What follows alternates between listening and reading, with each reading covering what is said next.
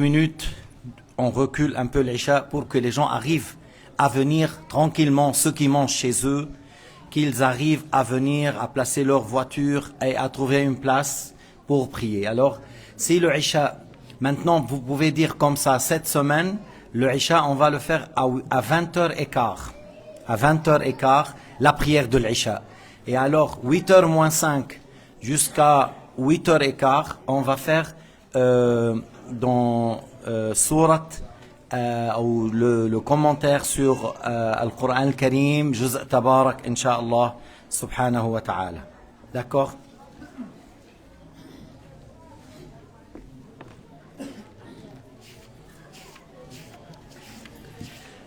الحمد لله رب العالمين وصلى الله على سيدنا محمد الأمين وعلى آله وصحبه ومن تبعهم بإحسان إلى يوم الدين. سورة الملك.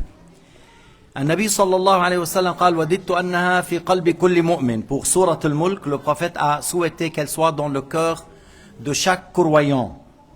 وبعض الصحابة قال بت ليلة سمعت قراءة سورة الملك من قبر.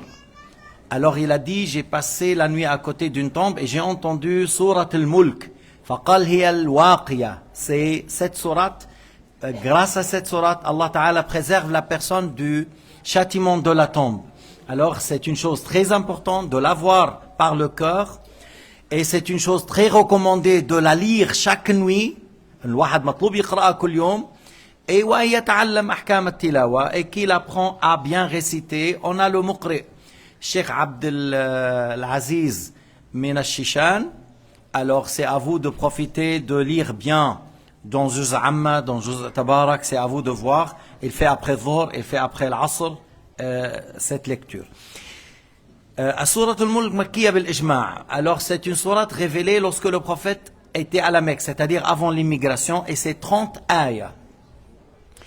بسم الله الرحمن الرحيم تبارك الذي بيده الملك وهو على كل شيء قدير. تبارك أي تعالى وتعاظم عن صفات المخلوقات. Que ça veut dire تبارك? Ça veut dire Allah subhanahu wa ta'ala est au-dessus des attributs des créatures. تعالى وتعاظم, il est plus haut et plus élevé par ses attributs, au-dessus des attributs des créatures, c'est-à-dire on ne compare pas Allah avec les créatures, ni les attributs de Allah par rapport aux attributs des créatures. الذي بيده الملك قال ابن عباس أي السلطان يعز ويذل. الذي بيده الملك, c'est la souveraineté, c'est Allah subhanahu wa ta'ala, à lui appartient toute chose, c'est à lui la souveraineté, il fait honorer certains et humilier d'autres. Et honore qui il veut, humilie qui il veut. وقيل أي بتصرفه الملك والاستيلاء على كل موجود. C'est-à-dire, ça a été dit que à lui appartient toute chose, il domine toute chose. وهو مالك الملك يؤتيه من يشاء وينزع الملك ممن يشاء. À lui appartient toute chose, il donne le pouvoir à qui il veut et il enlève le pouvoir de qui il veut. وهذا الزمن دولاب. Le temps là, c'est comme on dit, ça tourne. Un jour, vous voyez, j'ai parlé une fois, les croisades, ils ont pris la Palestine, ils ont pris Tripoli, ils ont pris des places en Turquie, ils ont pris beaucoup de places au Liban et en Syrie, Jordanie, la Palestine, et puis après, les musulmans avec Salah ad-Din, Imad ad-Din Zanki, Nur ad-Din Zanki, Al-Zahir Bibers et d'autres, ils ont fait sortir tous ces gens-là. Si les sionistes actuellement, ils sont dans l'évanouissement ou sont dans l'ivresse d'avoir le pouvoir, mais la Palestine, c'est un pays pour les musulmans, elle ne sera jamais à quelqu'un d'autre. Par force, ils ont pris, par injustice, ils ont pris, mais on va pas baisser les bras. هو الله تعالى يؤتي الملك ممن يشاء وينزع الملك ممن يشاء. C'est Allah Ta'ala qui donne le pouvoir à qui il veut et c'est lui qui enlève le pouvoir de qui il veut. وهو على كل شيء قدير أي هو على ما يشاء فعله قدير ذو قدرة لا يمنعه مانع. Allah subhanahu wa ta'ala il est le tout-puissant sur toute chose. Ce qu'Allah Ta'ala a voulu qu'il aura lieu, il aura lieu, personne n'arrive à l'empêcher. Si Allah Ta'ala a voulu que telle chose aura lieu, si Allah a voulu faire exister telle chose, personne n'arrive à stopper la volonté de Dieu, personne n'arrive à empêcher le fait que Allah Ta'ala réalise ce qu'il a voulu.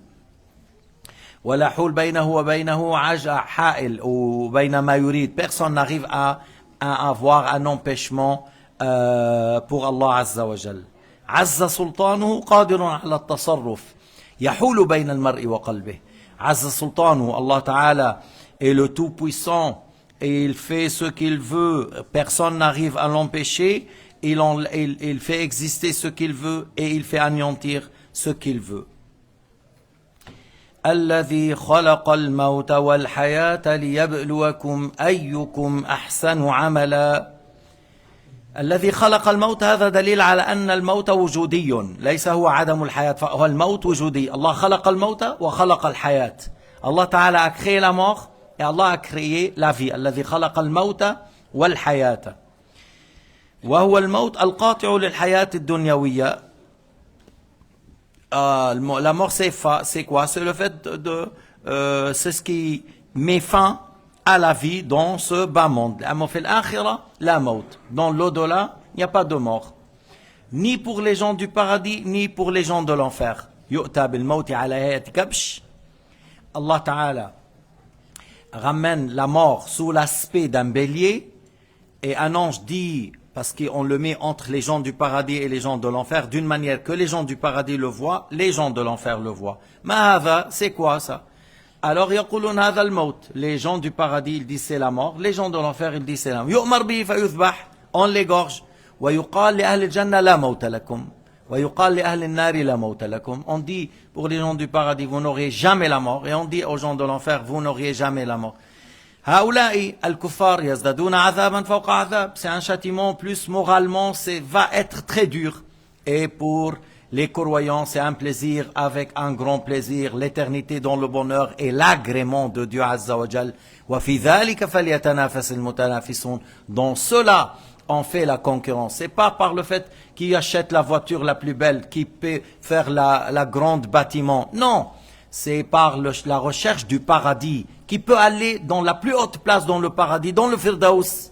C'est là on se concurrence, qui fait tarawih, qui fait tahajjud, qui fait le dhikr, qui fait la lecture du Coran, qui fait dua, qui donne à manger pour ceux qui rompent le jeûne, qui nettoie la mosquée, qui visite les pauvres et les malades, qui aide les gens qui sont dans le besoin. On se concurrence dans le bien. Parce que l'argent qui est dans notre main, c'est un prêt. Tu n'as pas dépensé et il ne va pas être enterré avec toi, mon frère. هذا المال عارية وديعة لما بتموت ما بينزل معك يا بتعرف تستفيد يا بتموت وبيبقى على وجه الأرض بيجي واحد بياخده بينسى يقرأ لك الفاتحة. Des fois tu donnes assez d'argent, 1 million, 2 millions, tu l'as rendu distrait, tu as laissé assez d'argent et il va oublier de lire le Fatiha pour toi, tu as laissé assez d'argent, alors il va où je fais mes vacances, où je vais dépenser cet argent. Des fois c'est comme ça, mais non mes frères. Tu veux que ton argent descende avec toi, alors aille dans les bonnes œuvres. Allah subhanahu wa ta'ala a créé la mort et la vie. قال الحسن خلق الموت المزيل للحياة والحياة التي هي ضد الموت. الحسن c'est le Hassan al-Basri. Il a dit, Allah a créé la mort qui enlève la vie et il a créé la vie qui est le contraire de la mort. Et خلق الموت والحياة ليبلوكم أيكم أحسن عملا. هون بيت القصيد ليبلوكم أيكم أحسن عملا, afin d'être éprouvé. Lequel va agir dans le bien, lequel va utiliser son corps dans le bien. Parce que il y a des gens qui usent son corps dans la danse. Il danse jusqu'il tombe. Et il y a des gens qui usent son corps dans la construction d'une mosquée. Il use son corps dans le fait de servir les pauvres et les malades. Il use son corps dans le fait d'aller marcher pour apprendre, aller enseigner, aider celui-là. Ou dépenser ses biens dans le bien. Alors c'est comme ça qu'il faut dire. لِيَبْلُوَكُمْ أَيُّكُمْ أَحْسَنُ عَمَلًا. أي لِيُمَيِّزَ, afin de faire apparaître lequel parmi vous va agir dans le bien, parce qu'Allah sait toutes choses. Avant que vous soyez créés, avant que vous seriez dans la vie, Allah Ta'ala sait ce que vous allez faire. لأن الله يعلم في الأزل ما نفعل جملة وتفصيلا مكتوب في اللوح المحفوظ. Dans les détails des choses, tout est écrit dans le tableau préservé. Et lorsque les anges écrivent nos actes, chaque jour, les anges écrivent nos actes. Après, ils montent, ils comparent ce qu'ils ont écrit par rapport à ce qui est dans le tableau préservé. Alors ils trouvent, et c'est déjà noté. Il n'y a pas quelque chose de plus ou quelque chose de moins. Mais Allah Ta'ala a chargé les anges Raqib ou Atid à écrire chacun parmi nous qu'est-ce qu'il fait, et chacun parmi nous aura son livre, en espérant que notre livre, on le reçoit, Inch'Allah, par la main droite. أيكم أحسن عملا أيكم أحسن عمله أحسن من عمل غيره أيكم أطوع لله, lequel dans ses actes sera meilleur que l'autre, lequel obéit à Allah Ta'ala le plus, lequel contredit son ego. Parce que أنت يا بتكون عبد لله يا بتكون عبد للأمارة بالسوء.